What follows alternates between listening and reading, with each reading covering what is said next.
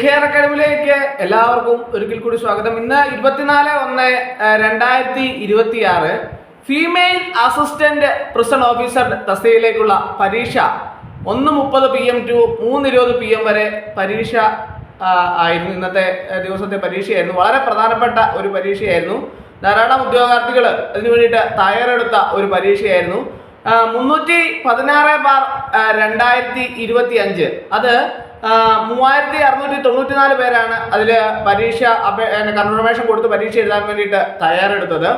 360/2025 female assistant prison officer അതിൻ്റെ അകത്ത് 165,773 പേരാണ്. 1,65,773 പേരാണ് കൺഫർമേഷൻ കൊടുത്ത് പരീക്ഷ എഴുതാൻ വേണ്ടിയിട്ട് തയ്യാറെടുത്തത്. അപ്പോൾ പരീക്ഷയെ സംബന്ധിച്ച് ഒരു വിശദമായ ഒരു അവലോകനമാണ് ഇന്നത്തെ ക്ലാസ്സിൽ ഞാൻ ഉദ്ദേശിക്കുന്നത്. അപ്പോൾ ഇതിൻ്റെ ഈ തസ്തികയുടെ സ്കെയിൽ ഓഫ് പേ വരുന്നത് 27,900 63,700 ഇതിൻ്റെ സ്കെയിൽ ഓഫ് പേ വരുന്നത്.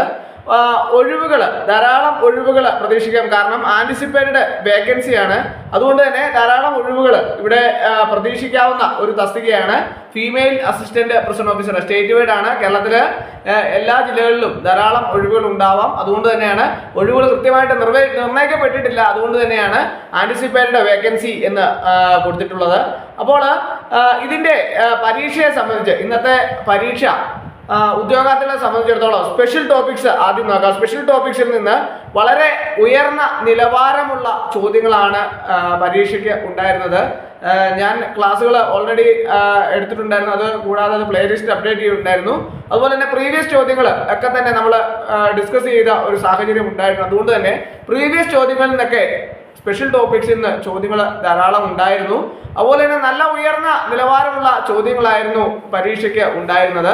രസതന്ത്രമാണെങ്കിലും ഭൗതിക ശാസ്ത്രമാണെങ്കിലും ധനതത്വ ശാസ്ത്രമായിരുന്നെങ്കിലും ചരിത്രമാണെങ്കിലും ആനുകാലിക വിഷയങ്ങളാണെങ്കിൽ പോലും വളരെ നിലവാരമുള്ള ചോദ്യങ്ങളാണ് ഉണ്ടായിരുന്നത്. അതുകൊണ്ട് തന്നെ ഉദ്യോഗാർത്ഥികളെ സംബന്ധിച്ചിടത്തോളം നെഗറ്റീവ് മാർക്ക് കൂടുതൽ വന്നു എന്നുള്ള ഒരു അഭിപ്രായം പല ഉദ്യോഗാർത്ഥികളും എന്നോട് ഉന്നയിക്കുകയുണ്ടായി. അതുപോലെ തന്നെ കണക്കിൻ്റെ ഭാഗത്തു നിന്നുള്ള 10 മാർക്കുള്ള ചോദ്യങ്ങളുണ്ടായിരുന്നു. ആ ചോദ്യങ്ങൾ പല ഉദ്യോഗാർത്ഥികൾക്കും പൂർത്തിയാക്കാൻ സാധിക്കാത്ത ഒരു സാഹചര്യം ഉണ്ടായി. അത് വളരെയധികം വിഷമിക്കുന്ന ഒരു കാര്യമാണ്. കാരണം ഉദ്യോഗാർത്ഥികൾ പരീക്ഷയുടെ അവസാനം കണക്കിന് വേണ്ടിയിട്ട് മാറ്റിവെക്കുന്ന ഒരു സാഹചര്യം ഉണ്ടായതുകൊണ്ട് തന്നെ അവസാനം അത് പൂർത്തീകരിക്കാൻ സാധിക്കാത്ത ഒരു സാഹചര്യം പല കുട്ടികൾക്കും ഉണ്ടായിട്ടുണ്ട്. അതുപോലെ തന്നെ ഇംഗ്ലീഷിന്റെ ഭാഗത്തു നിന്നാണെങ്കിലും നല്ല നിലവാരമുള്ള ചോദ്യങ്ങളായിരുന്നു. പൊതുവെ പരീക്ഷയെ സംബന്ധിച്ചിടത്തോളം ഒരു ഉയർന്ന നിലവാരമുള്ള ചോദ്യങ്ങളായതുകൊണ്ട് തന്നെ മീഡിയം ലെവലിന് മുകളിലുള്ള ഒരു പരീക്ഷയായിട്ട് വേണം കണക്കാക്കാൻ ഈ ഇന്നത്തെ പരീക്ഷയെ. അതുകൊണ്ട് തന്നെ ഉദ്യോഗാർത്ഥികളെല്ലാം തന്നെ അതിൻ്റെ കട്ട് ഓഫ് മാർക്കിനെ സംബന്ധിച്ച് എങ്ങനെയാണ് എന്നതിനെക്കുറിച്ച് ഒരു വിഷമ അവസ്ഥയിലാണ് ഇരിക്കുന്നത്. കട്ട് ഓഫ് മാർക്ക് എങ്ങനെ വരും? പല ഉദ്യോഗാർത്ഥികൾക്കും നെഗറ്റീവ് മാർക്ക് കൂടുതൽ വന്നുകൊണ്ട് തന്നെ എല്ലാ കുട്ടികളും ക്വസ്റ്റ്യനുകൾ ധാരാളമായിട്ട് അറ്റൻഡ് ചെയ്ത ഒരു സാഹചര്യം, അതിൻ്റെ ഫലമായിട്ട് ധാരാളം പേർക്ക് നെഗറ്റീവ് മാർക്ക് ഒത്തിരിയേറെ ഉണ്ടാവുകയും ചെയ്യുന്ന ഒരു സാഹചര്യം ഉണ്ടായി.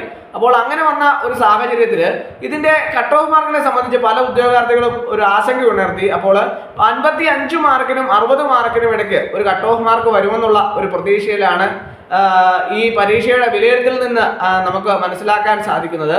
അതുപോലെ തന്നെ ഉദ്യോഗാർത്ഥികളെ സംബന്ധിച്ചിടത്തോളം പലരും ചോദിച്ചു, സാറേ ഇതിൻ്റെ ഷോർട്ട് ലിസ്റ്റ് ഇന്നത്തേക്കാണ് പ്രസിദ്ധീകരിക്കുന്നത്, അതുപോലെ തന്നെ ഇതിൻ്റെ ബാക്കിയുള്ള കാര്യങ്ങളൊക്കെ തന്നെ എപ്പോഴാണ് തുടർ നടപടികൾ ആരംഭിക്കുന്നതെന്ന് പല ഉദ്യോഗാർത്ഥികളും ചോദിക്കുന്നുണ്ടായി. അപ്പോൾ ഉദ്യോഗാർത്ഥികളെ സംബന്ധിച്ചിടത്തോളം നിങ്ങൾ അറിഞ്ഞിരിക്കേണ്ട പ്രധാനപ്പെട്ട കാര്യം, ഇപ്പോൾ തന്നെ PSCയെ സംബന്ധിച്ചിടത്തോളം തുടർ നടപടികളൊക്കെ തന്നെ വളരെ പെട്ടെന്ന് തന്നെ പൂർത്തീകരിക്കുന്ന ഒരു സാഹചര്യം ഉള്ളതുകൊണ്ട് തന്നെ ഷോർട്ട് ലിസ്റ്റ് ഏകദേശം ഒരു 120 ദിവസത്തിനുള്ളിൽ തന്നെ പ്രസിദ്ധീകരിക്കാനുള്ള സാധ്യത ഏറെയാണ്. അതുകൊണ്ട് തന്നെ ഉദ്യോഗാർത്ഥികൾക്ക് അധികം കാത്തിരിക്കേണ്ട ഒരു സാഹചര്യം നിലവിൽ ഉണ്ടാവാൻ സാധ്യതയില്ല.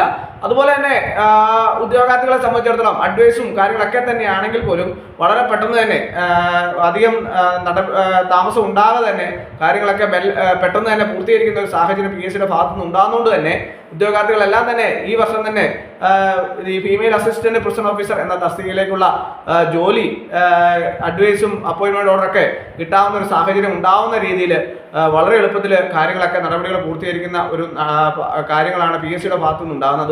അതുകൊണ്ട് തന്നെ ആ രീതിയിൽ തന്നെ മുമ്പോട്ടുള്ള ദിവസങ്ങളിലും കാര്യങ്ങളൊക്കെ തന്നെ പ്രതീക്ഷിക്കാം. അപ്പോൾ പരീക്ഷയെ സംബന്ധിച്ച ഒരു വിശദമായ അവലോകനമാണ് ഇന്നത്തെ ക്ലാസ്സിൽ ഞാൻ നിങ്ങൾ ഉൾപ്പെടുത്തിയത്. അപ്പോൾ ക്ലാസ് എല്ലാവർക്കും ഇഷ്ടമായെന്ന് വിചാരിക്കുന്നു. ഒരിക്കൽ കൂടി നന്ദി പറഞ്ഞു നിർത്തട്ടെ. നന്ദി, നമസ്കാരം.